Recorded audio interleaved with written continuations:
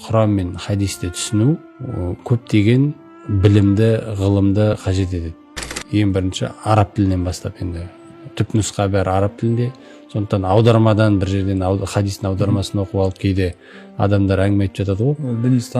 Немесе аяттың аудармасынан оқу. Бұл аударма деген ол аударманы өзің үшін түсініп, жалпы ақпарат кең таным үшін оқуға болады, бірақ аудармадан оқып алып, үкім айтуға, діни шешім айтып адамдарға дін үйрету, ол көп жағдайда ол қауіпті. Себебі аудармада енді ол толық мағына жетпейтіндігі ол түсінікті.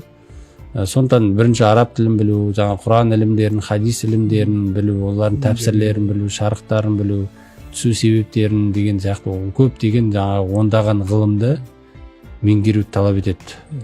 Сол үшін қарапайым мұсылман адам, әрбір мұсылман оны бүкіл өмірін қойып отыра алмайды, бұл бүкіл ғылымдарға.